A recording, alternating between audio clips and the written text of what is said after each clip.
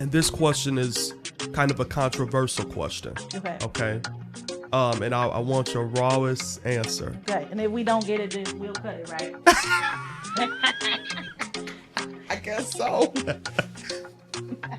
Are leaders made or are leaders born? Woo!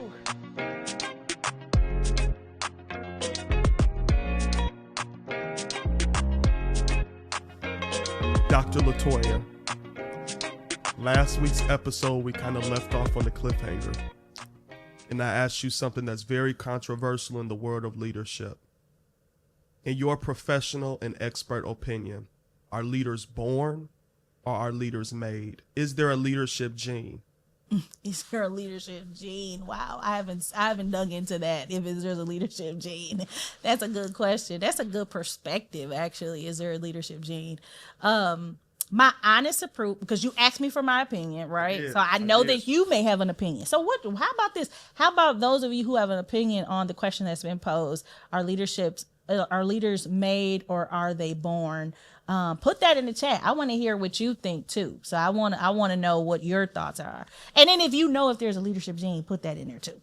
So for my opinion is that I believe that people can lead and that we do. So if you take a mother who leads her children by taking them to school and getting them up in the morning, she's taking the leadership approach of making sure that she's leading, that she's directing, that she's giving instructions, that she's cultivating someone that is, if you have a husband that's over the home, that is making sure that the family is productive and that they're secure and they're safe. He's leading in the home. If you are a teacher and you are responsible for leading children and helping to build and cultivate their minds, you're leading.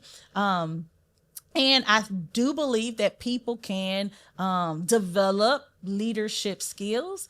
But I also would say that I lean very, very, very closely to the fact that I believe that people can develop skills, but I do believe that there are unique people who possess leadership giftings where they are just gifted naturally as a leader. There's just a natural instinct to lead. And that when crisis arise, whether or not they are, we've had some conversations in the back with production about introversion and extroversion, whether or not they're introverted or extroverted or not, I think that there's just something that will naturally just bubble up where leaders just emerge out of the shadow because it's just something in them that will not just let them sit back. Now, I've been in a space where I can remember when I was in my undergrad and there was a project that we were working on and my instructor was so impressed because in this project, there was a lot of chaos and there was a lot of chiefs. There were a lot of people who were trying to be in the lead and all of that.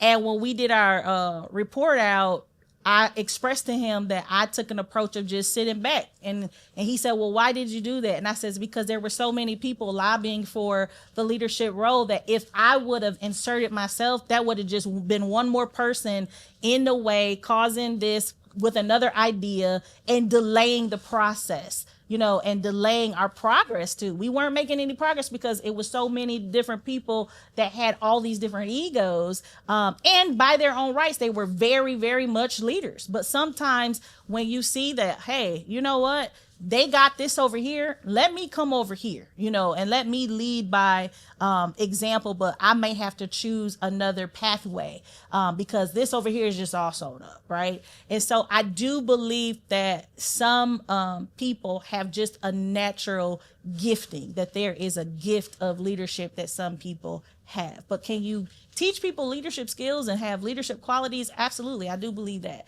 But I do believe that some folks are leaders by design. Now, leaders too, I think sometimes we look at what we do. So I'm a big person in that. So I'll tell people many a times, just because you're on a job and you're working an assembly line and you can do all of this stuff really fast and you got the fastest time and your production is A1 and you just getting it done, that just means that you're really good at what you do in your job. But when we think about leadership, it's all about cultivating and building people. And so you're really good with things, but are you good with building people? Can you take this individual who started maybe with a negative mindset, but after 6 months of working with you, their whole perspective has changed, their motivation has changed, they're shifted in how they think and how they move, and you've now led them out from a place of chaos into a place of stability. Can you do that? So how can you develop individuals? So sometimes I think we often think it's what I'm doing that qualifies me. Well, it just means that you do that really well. But can you gather other people around a system and a process and transform, right? I believe in the transformational leadership style. So can I take an individual and watch them and pour and pour and pour, even when it may not be comfortable? It may be some situations where it's just like, ooh, I just want to throw in the towel. But you be able to see those, you're able to watch those people bloom and blossom right before your eyes. Leadership isn't easy. And so it's like, okay, I got to go, even though I got to lead this charge, but how can I influence those who I'm leading as well? Thank you. Thank you so much. Dr. LaToya, I can hear some of your IO sight come out with that response. Wow. That leads me into my next question. You talk about the professor scenario, right? And you talk about too many chiefs and not enough Indians. You chose to be a Indian in that moment. How important is observation in leadership? Oh, that's a really excellent question. Observation is absolutely necessary in leadership because that's part of the assessing. That's a part of assessing the environment. That's a part of assessing the people. Sometimes we get so caught up in the output and what we're producing and what we're building and what we're doing that we don't take time to assess the people that are around us that help us to build. And so assessing and observing is very, very important. So in that scenario with the professor, it took me being very observant to know, like, you putting in your thoughts and ideas. Not that I was holding back, not that I was cowering back. It was just like, based on what I'm working with, we have, let's say 6 weeks. I can't remember. It was quite some time ago, but we have 6 weeks to get this project done. The type of personalities that we got in the room, like, we are not going to get nowhere else if I come in being an alpha, and just going in saying, I'm going to be. Sometimes leaders have to step back and say, you know what? I can lead by being a follower. Because the first thing you got to do, we hear it all the time, you got to know how to follow. And I've always been that type of person who's like, okay, let me let you. But then if it's necessary, then okay, let me get out there, But I do assess a lot. But that allows me to know how to work with people. I do a lot of personality inventory. So I always tell folks, like, if you want to work, if you have a team and you want to work better, the first thing we have to do is we have to know those that labor amongst us, right? We have to know those that we work with. And sometimes that's getting to know what makes this individual, what's their communication style? I know what mine is, but what's their communication style? And how do I communicate in a way that's not comfortable for me, but that they are able to receive what I'm trying to communicate? I have to understand, what are some of those agitations? What is the language of this individual, right? And so gathering that type of information helps me to know how to work better with individuals. I think a leader, for one, has to know how to assess, because you got to know. I always look at it with a team, it's like gems. So I got all these gems, right? Gems. Like people who are just rare, they're very gifted, they're very talented. And you can say, I got all it, but I have to study them and I have to understand, how do they thrive? What makes them thrive? What makes them pull back? What makes them? So a lot of that is a lot of assessing. It's a lot of spending one-on-one time with those individuals as well.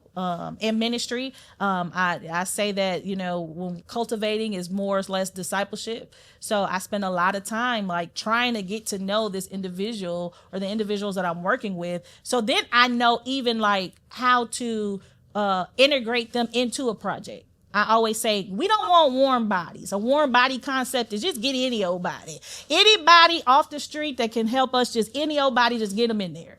But a leader is able to say, you know what? We have 12, 13 different areas and we want individuals who really, really fit. not because they fit because the project's going to get done. Of course, we are concerned about that. But I believe leadership is also saying they're going to fit, but they're going to grow from this. They're going to thrive this. They're going to absolutely love doing what they do because they've been placed in a space where you have studied, you've observed, and you know, like, this is the perfect fit for this person. And they're going to rock this out. This is where they belong. You've probably seen it yourself where people are on teams and it's a lot of division and tension. And sometimes that's because people are in the wrong space. They're in the wrong place. And so leadership definitely requires observation and assessment of people. I believe that you just become a person that, studies people too. In your response there, I hear an overwhelming theme of assessment, and observation, right? As an industrial organizational psychologist and a PhD holder, do you think assessment training comes from education or experience, or is it a little bit of both? Awesome. I believe it's a little bit of both. And I'm going to say that because professionally, I was trained to assess professionally, academically, educationally, trained to assess. But I've been observant as young as, I don't know how my mom tells stories all the time about the little LaToya who just always observed and watched. And so I am very naturally a person that assesses and watches. Some people have taken that as just thinking, oh, it's shy. Or she doesn't talk, because she doesn't say anything. And I always would say this, like, no, I've pretty much figured everybody out in the room by the time we've left, because many people are busy talking and engaging while I've basically came in and just assessed the whole room and people individually just by watching and assessing. So I believe personally that you can see as a person, even with 20 years of experience, and just as an early child care provider, that you will see that in children, that some children are just naturally gifted at they're very observant. They can watch and see and tell you exactly what happened, when it happened. I was probably one of those children. And as an adult, if I sit in a meeting, I might not say about 10 words. But if you get in a discrepancy about what was said and what was had, I know exactly what you said. Nope, this is what was said. This is what was said, because I'm sitting here watching. If I'm taking the seat of just observer. Yeah. And based on your description there of some more themes and gems of leadership, do you think the leaders of today are building legacies, or are they building resumes? Woo. Wow. That is a really great question. I think the leaders of today, and I don't know if you're pegging this into a particular generation or not, but I think until leaders lead upcoming and young leaders into the direction of being able to see that there is a future and there is a legacy that you want to prepare to leave behind. And I think that comes with aging. So I could say as a young leader, I was building a resume. I wanted to cop all of these different degrees. This stuff made me, once again, that's why I wrote the book, The Architect's Playbook, because my identity was based on how much I knew and what I was able to acquire in terms of education. So as a young person, I think naturally young adults will take a mindset of, unless we are trained. So you have some individuals, some agencies, organizations, cultures where kids grow up and they are trained of legacy. This is for the future, planning for the future, all of those different things. That's why it's absolutely necessary that we're not just training young leaders just to cop the bag and build a resume, but how do we sustain this? How many football players and basketball players have you heard that have advanced and then somewhere along the line we lose it because we were not taught to sustain it? So I hear so many people talk about this was handed to them and I'm building this from the ground and I'm doing, and that is wonderful. But think about your grandbaby who somebody is going to come and say, oh, well, they was handed this. Well, it's not about what was handed. It's about, are you able to sustain? Because that's the difficult part, is that you have to sustain whatever that, and in legacy you're building, because you're building to leave an inheritance for the future. A wise man leaves an inheritance for his children's children. But that has to be the messaging as well for this next generation. Not that you just out copping the bag and you got your, all of this different stuff, but how do we make this lasting so that when I want to be where I'm dead and gone, but my work is still moving through the people who I've influenced. And that doesn't mean that that's necessarily through my natural daughters. That's through everybody who I touch, whether it's a spiritual son and daughter, or it's just people that I have influenced in a way that it has changed their lives, that those seeds, those nuggets that are planted, that they continue to move throughout. They continue to move throughout when I'm dead and gone. But that is a conversation that I think we're not having, so we don't know until we get into a place where age is upon you. And now I see that window is closing, and now it's time for me to get this in order, because I know that, I'm doing it because this is going to outlast me. This is going to live beyond what I've created today. Those are conversations that we need to have, that you're just not building for you, but you're building for your future. Yeah. So would you say from your generation or beyond that a gem that you all have that's missing from like Gen Z or Gen Alpha is sustainability? I think it's our responsibility in this generation, because we come from a generation where I stood on my father and my mother's shoulder, and my grandfathers, because they worked and did a lot of different things. I have a t-shirt that I am my ancestors' wildest dreams, right? And so all of the things that they worked for, all of the pain, the suffering, all of that different stuff, we produce that now. We're doing it, but they never maybe got to the point of being able to produce and deliver and create and launch. So they don't know to say, hey, think about the future, plan for the future. I mean, some people, of course, do. Like, it's about the future. It's about the future. But I think we've been so busy trying to acquire and so busy trying to reach and trying to achieve that we're thinking maybe about ourselves. Initially, it is that I got to get mine. I got to get mine. You got to get yours. I got to get mine. You got to get yours. That's where we're at. Until, like I said, as you start to age and you see, like, oh, wow. Like I always say, and I've said this to some of my daughters and some of my spiritual sons and daughters, hey, I only have X amount of years before I put in this work. That's what I'm already planning for that, but I don't want this to stop, right? So I have to prepare I got to prepare the next generation.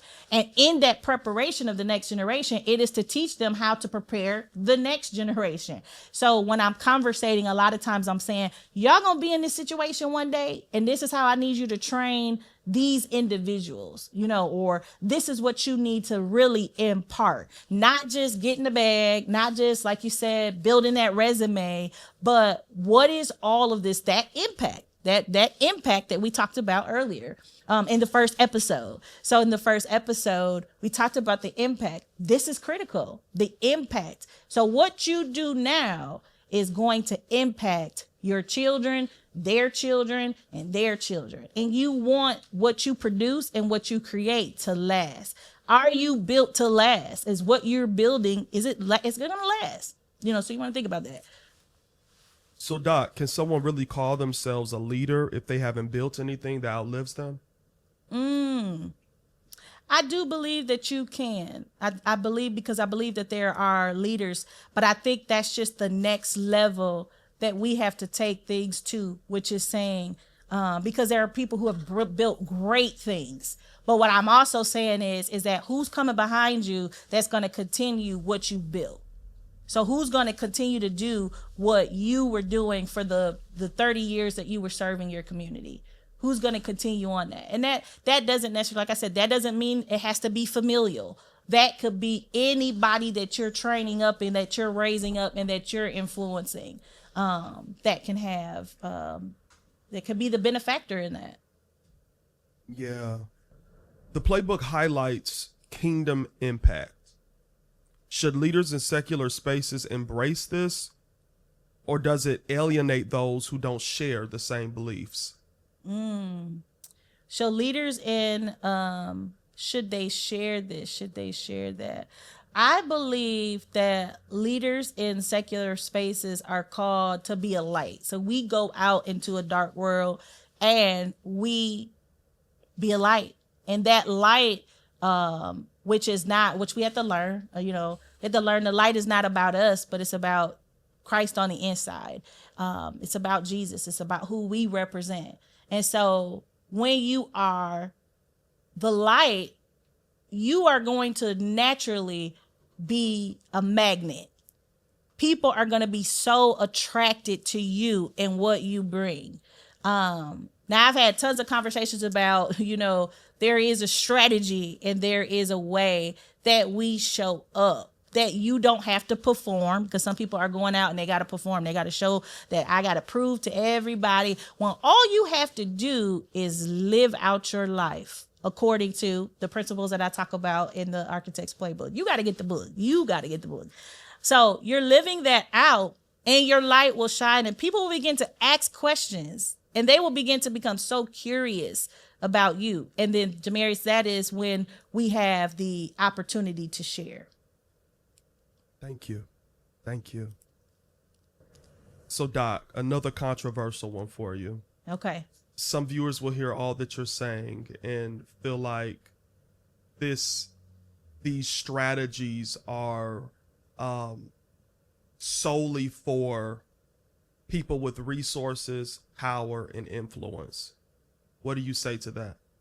I would say that would be, I would push back on that individual if they were to say that. It's because you never want to despise the day of small beginnings. You never want to do that at all.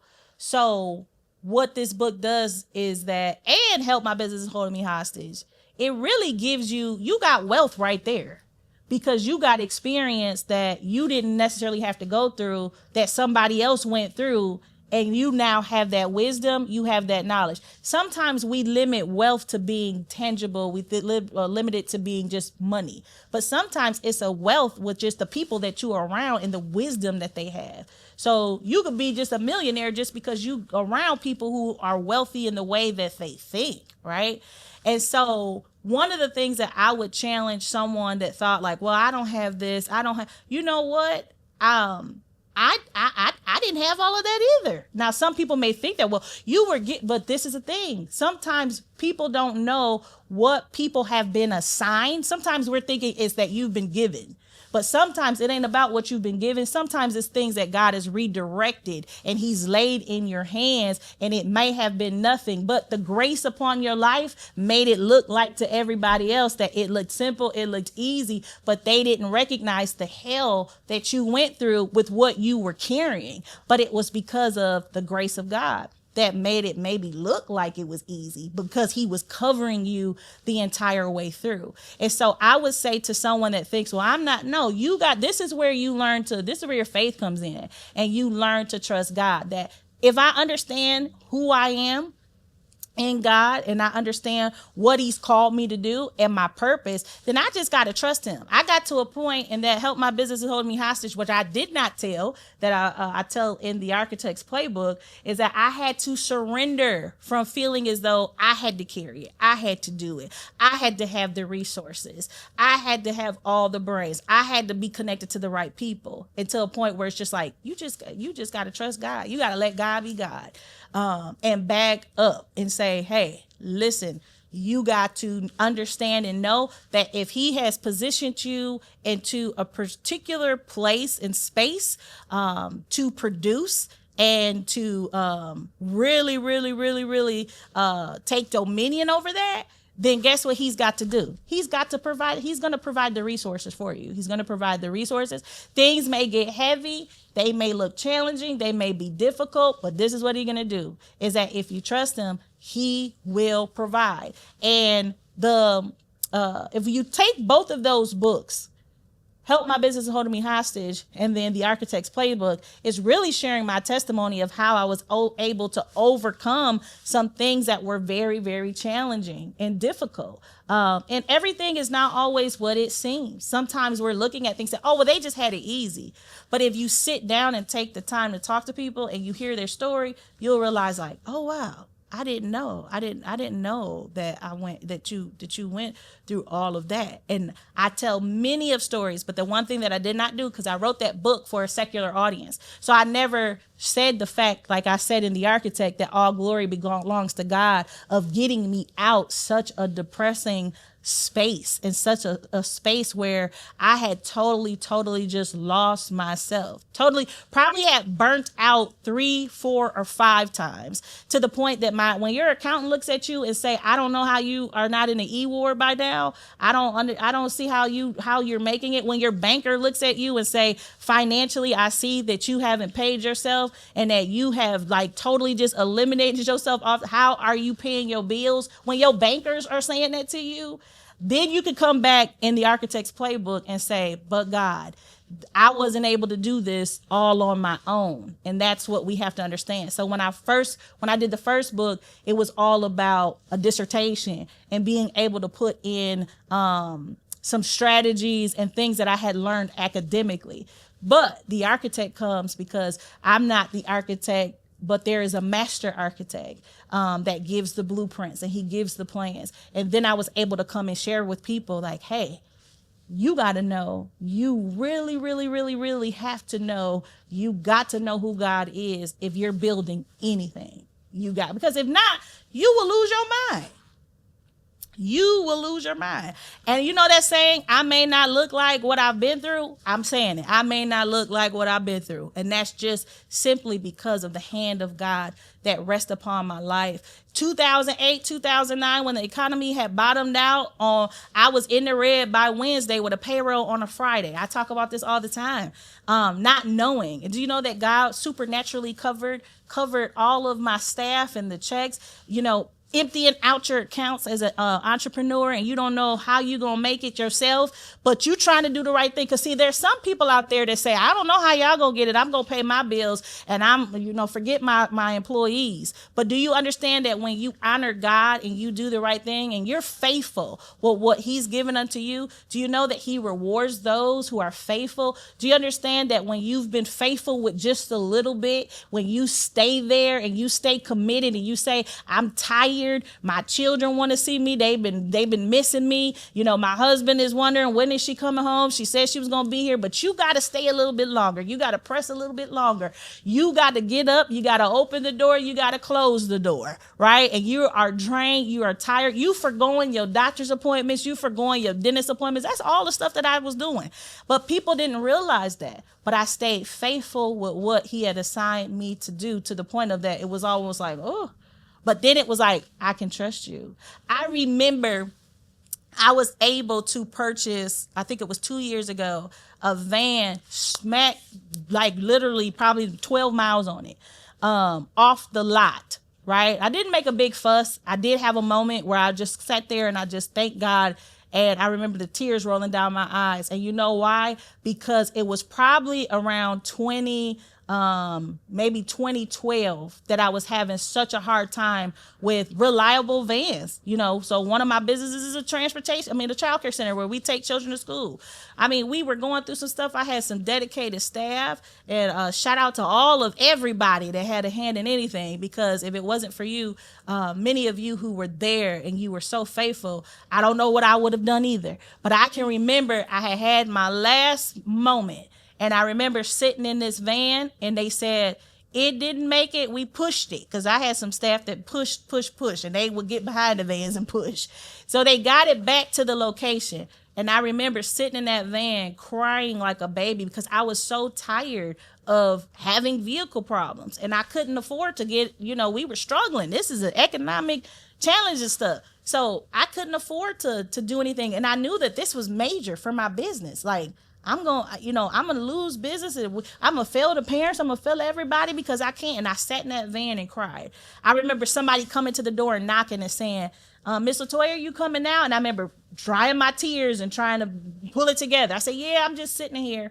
But what I had was doing was the onstart of me learning how to pray. And so I remember calling out to God saying, you know, I was miraculously hoping that the healing power would manifest itself and the van would just start up. But I remember going through all of these different vehicles that were, you know, just to get by, just to get by, just to get by. And it took me faithfulness. Remember I talked about faithfulness. It took me probably 10, 12 years later, and God blessed us with a brand new spanking new vehicle. Now, some people that don't know my story might have said, oh, well, she got, but they don't know that I had went through years of having issues with vans and vehicles and sitting and crying and wondering how we gonna make it work. And then it's like, thank you, God. I saw him deliver, and he gave me his very, very best. Now, some people would say, well, you had to take all of that to go through all of that. But you know what I was learning to do? I was learning to be trustworthy of him. And I trust you anyhow, no matter what it looks like. Because some of you may be going through some situations right now that you're wondering, how is this going to work out? I don't see no way out. And I want to let you know, just choose, make a choice, because it's just making a choice. Make a choice to trust him anyhow, no matter what it looks like. But I believe God. I might not see it today. And it was like that with me with them vans. That van didn't start up that day. That van, we ended up having to get rid of. And we didn't get the best of the best vans when we followed up with it. But it came a time, within time, that I was able to look back and say, wow, I remember when. And now, look at me now. Look at where we're at now. Wow. I don't know if this was appropriate, but I feel such a hallelujah in my soul. Hallelujah. You pulled down in the South. You gave us a Southern hallelujah. That is amazing. Dr. LaToya, you talk about in the book burnout. Mm-hmm. And I kind of heard, a little bit of that theme in your response just then. Mm-hmm. When an entrepreneur is, going throughout their entrepreneurial journey, and they're getting results, they're getting productivity, they're getting, to the bag. As a human resources professional and an entrepreneur yourself, would you consider that a failed design if they're getting productivity, but they're burned out, like mentally and drained? Or is that a good business? That's so sticky. Cause you don't want to omit working hard. So that's the thing too. Cause some people don't want to work hard for it. They just want it to come. And so I don't want to say don't work hard, because it does take hard work. I talk to people all the time. They start up and it's like, well, I want this person to do this and I want to do it like you. You can't do it like this is 15 years, 20 years. Like, let me go back and run the tape for you. Back in 2005, you're looking at LaToya, who had the ponytail back, and she was cooking and she was driving and she was hopping in and getting in wherever she had to, wherever, when the economy was down, cutting labor. Well, that meant I had to go in there. I was trying to write a business plan and get a loan while patting a baby on my leg and with a lender on the phone and some school agers in front of me doing what I had to do. And so there is something called hard work. But then there's also something called you are in a danger zone, and it's toxic now, and it's dangerous.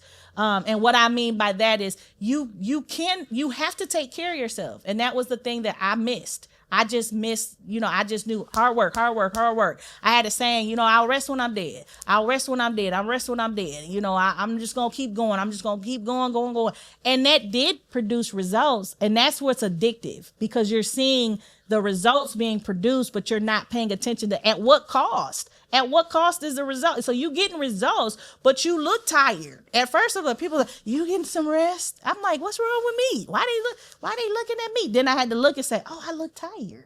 Like, oh, I didn't look tired. Why did y'all just say I look tired? So I had to learn that. I had to learn, I would forgo doctor's appointments. Like, okay, I'm gonna schedule my doctor appointment. So I'm going, okay, no, I'll just put that. So I was foregoing me. In other words, I was losing me to a whole business. Do you understand that people go into business because of the fact that they say I'm supposed to generate revenue and income so that I don't have to do anything? But when you go into a business, sometimes you will become a slave to your business. Your business will begin to control you, because now I'm so worried about performance, how I'm looking. I don't want to be a disappointment to my family, to my community. Sometimes when we are very much of a people that is big on impressing others, we don't want to make it look like this because it's going to look this way. So you have to make sure that you take care of you. I had to learn that so much of the hard way that I had, tell you a quick story, because you know I know I get excited. I'm just passionate. So y'all bear with me. I appreciate y'all because y'all bearing with me, because once you get to know me, when y'all get to know me, y'all know that I just get passionate. I go from one thing to the next. I want you to get it. I want you to really feel it and get it, and I just get excited. So I'm just hoping that there's somebody out there that's just as excited as me. But I remember going to, I remember talking to one of my bankers. So my bankers had called me. I had experienced, because sometimes people think you ain't been through nothing. I had experienced a fire and a flood the same day, okay? Experienced a fire and a flood the same day. And I had a creditor, because I had a lender that was attached to our building. Thank God that they are done. Because they worried me, and they did not. I don't even think it was like one of those loans that you get. Sometimes your loan is built up where I had like 3 different, like a micro loan and all of this, all for a property. And this lender would always, because you have to know who you are, because you will run from mail. I had that phase where you running from the mail. I'm talking about the peak slips, them notes, them certified, the green and whites and all of that come in the mail. You start running from that. I don't want to check my mail. I don't want to check. Oh no, I can't check the mail. So you mean to tell me, I had to tell myself this. You mean to tell me, LaToya, that this envelope has power and control over you, that you're running from the mail?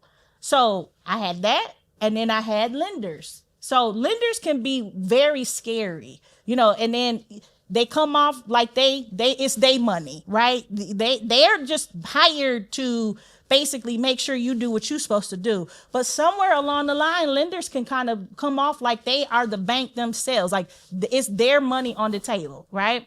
So that's the way I was feeling about a particular lender. So she would worry me and worry me and worry me, and I would see her calls and I would get anxiety. I didn't know at the time what I know now, but I was going through anxiety when dealing with this lender, because she would call and she would ask different questions. But when Dr. LaToya found out who she was, the fear, it just went away, okay? Because this is why you got to find out who you are, and you got to know who you are before going into business. So when we had that fire and that flood, I went in there. Now that morning, I was a hot mess. I needed a line of credit. I was a hot mess. And I tell this story in my and Help My Business Is Holding Me Hostage. You really need to get these books, both of them, as a bundle, okay? And so I went in and I knew I needed some credit, because I had a fire and a flood over a week. My business was shut down. I couldn't do anything. I'm trying to come up with strategy. Do I transport these kids to this another center and do all of this? All of that was going through my mind. And I remember I had a hard day. And so I went through and I looked down at myself. I had this t-shirt on that had bleach stains. I had my Chucks on, and I was sitting there and I had my ponytail draped to the back. And I said, I can't. And I had to go to the bank. I'm like, I can't go in the bank looking like this.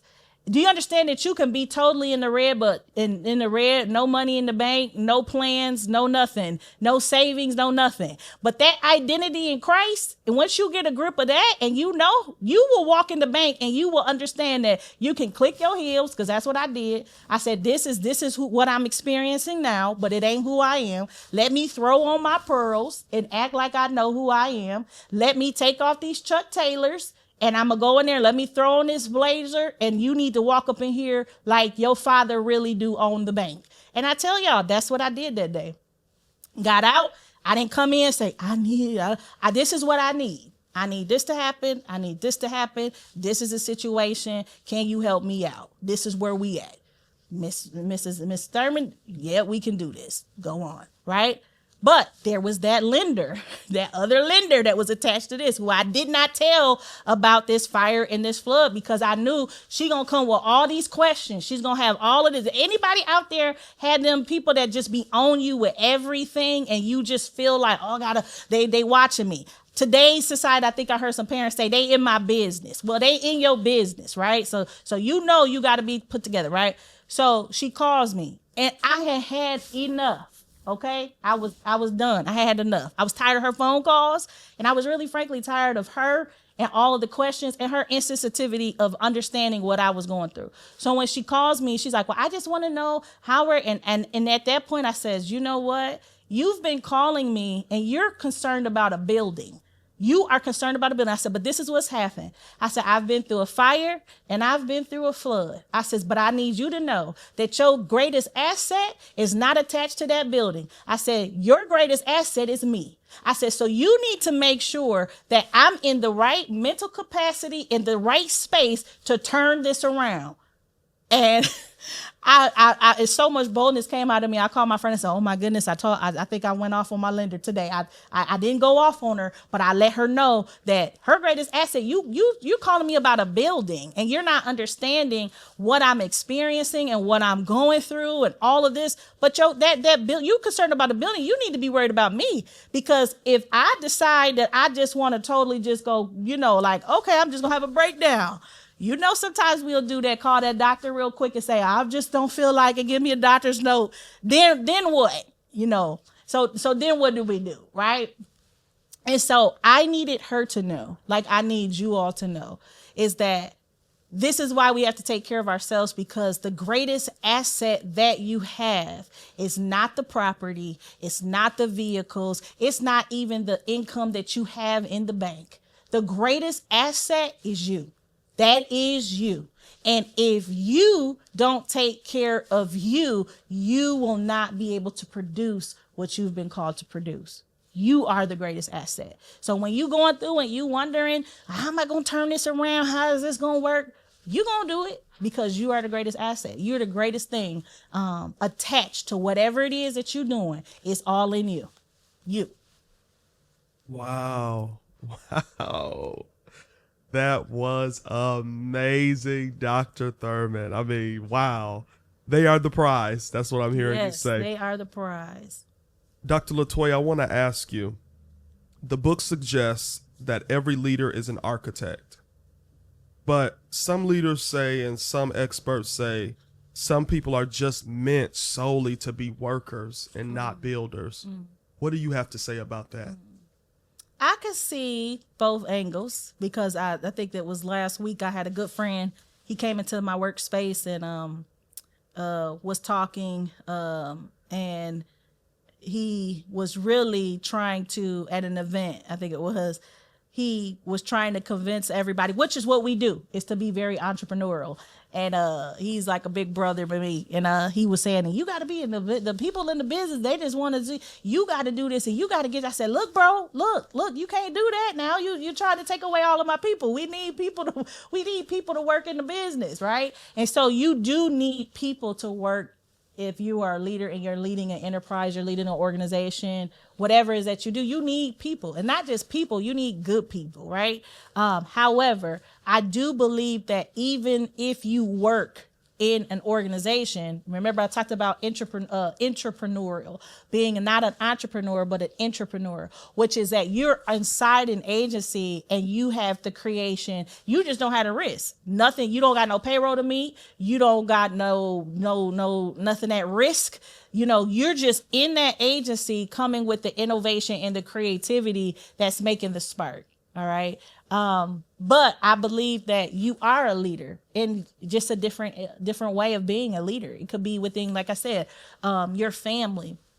You could be a leader in your church. You could be a leader in your community, sitting on boards in community. So there's opportunities for you to be a leader. It doesn't necessarily mean that you got to start a business to be a leader. It just means that you got to insert yourself in a space where you've been called to shift the dynamics in that area. And that may not be in your own private business, but in many different areas. So I'm not going to say, I would say don't limit yourself, and don't limit leadership either, and how you can show up as a leader.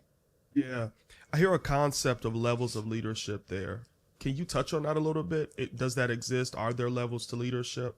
Yes, I think that there's levels to leadership. I definitely believe that the way I viewed leadership, and now, in terms of how I viewed leadership or who I was as a leader 20 years ago, is totally different. So you got new leaders, young leaders. You got leaders who are very, very entry level, where they're just coming into it, and you got leaders who are very seasoned and mature, and they're at that stage of how do I impart? Like that's where that legacy comes in at, where now I'm trying to impart, now I'm trying to cultivate, I'm trying to build other people, because what somebody imparted all of this into me. So freely have I received, so guess what? Freely I should give. And so I got this because I had mentors who were pouring into me. They were dropping gems and jewels. Well, that's just not for me just to keep for myself. That's for me to turn around and say, okay, who do I see that now I can influence, and who do I see that I can now impart? Now, I think that ideation and that way of thinking comes later in life, because as a young leader, we're still trying to figure out our identity. We're trying to figure out who we are. We're trying to figure out the impact that we bring. So sometimes we see each other maybe, oh, that's my competition. And so I'm just zero focused on me. And so the levels of it is that as you grow and as you mature, you begin to see less of yourself. And then you begin to really embrace the idea that it's more about others, and what do I need to do to impart and to develop others and to drop seeds of change, so that, like I said, once you leave, that the work that you have really poured into, that it still travels and it still journeys on even without you. Yeah. Thank you so much for answering that, Dr. LaToya. My final question for you is this. If your leadership is tied to personal faith, as the book suggests, can it truly be universal and inclusive for diverse teams? Can it be universal in terms of your leadership abilities? Correct. Okay. Leadership abilities, leadership principles, if they're rooted in faith-based principles, can they be used for diverse populations, or is this exclusive? Mm-hmm. Yes, absolutely. I know that I just said, freely have I received, as freely I give. So in other words, like somebody poured into me, so I'm gonna pour it back out. Well, that's a biblical principle. I didn't have to come and quote the scripture to you and say, we need to turn to such and such and such. So you can go about. Actually, I have had someone which was amazing to me. So I attended this awesome and amazing book club about 2 weeks ago. And these were some general of women who have led, and some of them are still leading. They're very seasoned, very knowledgeable. It was just a room full of wealth, because it was so much that they could have said, let us put you up on this, Dr. LaToya. But they said, we want to read your book, and we want to come in and hear from you.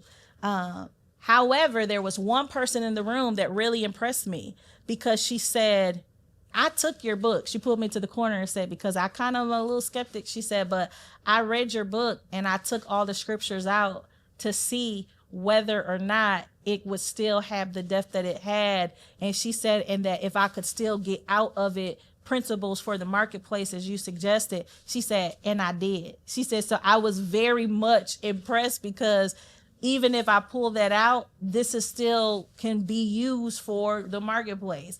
And I said, well, absolutely. I says, and I have often said to people, well, we can go marketplace all day. And if you want me to go churchy, we can get churchy too. Right. But I believe that the word of God just lasts, and that it's going to affect people whether they know what they're receiving or not. And so I can remember being on a radio station once, and I was talking to the broadcast host, and it was probably around the time that I was going through all of this stuff with the business, and they were talking about the workforce. And in 2008, 2009, the economic downturn and all of that. And how could people be encouraged? So they said, we want you to come in and encourage. And I'm thinking, I need somebody to encourage me, but I'm glad y'all see me that way. So I'll show up. But I remember talking about Romans 12 and 2, be transformed by the renewing of your mind. So we were talking about on the radio. Now, this is a secular radio station. And he was like, well, any other tips? And I said, I just need everybody to really shift their mindsets, that you really need to just renew your mind, renew your thoughts. Because you know what? When you do that, this is going to really transform your way of thinking and how you show up for that job, because you have just really take away all of the stinking thinking. So I was able, and somebody said, he said, oh, that was just so poetic and so refreshing. And I tickled just like you. I kind of laughed because it was so funny. But somebody was listening. And they said, girl, you are a mess. No, you did not just show up on the radio station giving them scripture and they had no clue. But they were so refreshed by it. It's like, oh, I'm so refreshed. And it's like, well, how? So now if they come and say, now, where do you get this from? That is where we can point them to Christ. That's when we come and say, you know what? It's the word of God. That ain't me. That's just the word of God. This is the word of God will wash you and refresh you. And guess what? Not just in the church, but in the marketplace, where you be wrestling with payroll, where you be wrestling with them insurance agents, where you be wrestling with, producing, you be wrestling with making sure that you bring in what you're supposed to bring in. You be wrestling with them budgets. You sure enough gonna need to be refreshed. I'm telling you, you're gonna need to be refreshed. And so you learn that you really, really, really, really need God in order to do what he's called you to do. Wow. So many power-packed gems and principles that you've given us throughout this entire episode, Dr. LaToya. I know I said I had a final question, but this is my final question. Okay. And I think it's a perfect segue into what it is. Could you leave with the audience some words of wisdom or messaging for, in your last response, you suggested entry-level leaders. Can you leave some words of encouragement or words of wisdom with them? Yes. So for entry-level leaders, my words of wisdom would be sit and spend some time with you. Like, know who you are. That identity is critical on your journey, because if you don't know who you are, guess what? All of those spaces that you show up in, they will then define who you are. And if you are not secure in who you are and what you bring, you will find it absolutely a struggle to do what you've called to do, because you'll constantly compare yourself to everybody else. Comparison kills. And so when you get so locked in on who you were created to be and what you were created to do, then you will be unstoppable. So when you see other people doing other stuff, you can be able to say, oh, that's good, because you are secure in what you do. And you can stay focused, because we lose focus when I didn't do this. I'm not performing over here, but I see them performing. I see them do. You lose focus. We got to stay very much centered and focused on what it is that you are called to do, and figure that out. I know that it's a journey. Some people will say, don't, no, but you really have to understand who you are. And we're going to talk about that a little bit more, because it's so much deeper than just a thing that you do or your career path. I'm saying some heavy stuff that I'm a dip into a little bit later, that people really need to know. But you got to know you, because what happens is that you will be competing and comparing. I know you said just a little bit, but let me give you this last piece. I had to learn that there may be somebody. I mentioned John Maxwell, right? And so John Maxwell is someone that I see as a giant. And I look like, wow, this is amazing how he builds leaders. But I'm not comparing myself to John Maxwell. So we'll do that. We'll see somebody that has 30 years of experience and doing what we aspire to do, and then we find ourselves trying to compete with that person instead of learning from that person, or we find ourselves comparing that person, then we comparing ourselves to that person, then we experience self-sabotage. Then you really beat yourself up because, well, I'm not where John Maxwell, he's traveling all over because he's got thousands of people that well, no, he's been in it, he's been in the game longer than what you have, so all you can do is aspire. And so when you are looking at other people, remember, don't despise the day of small beginnings. So don't look at where somebody else is 10, 15 years and then take your 2 years and then beat yourself out up about it. Now, you can ask questions and study them and ask really great questions and see what their pitfalls were, their strengths and their struggles, but never put yourself in that same seat because they've been at it. And so you really got to put some respect on what they do, but don't put yourself in that position where you're comparing yourself to someone else. Stay focused on what it is that you're doing. Stay focused and stay focused and stay focused.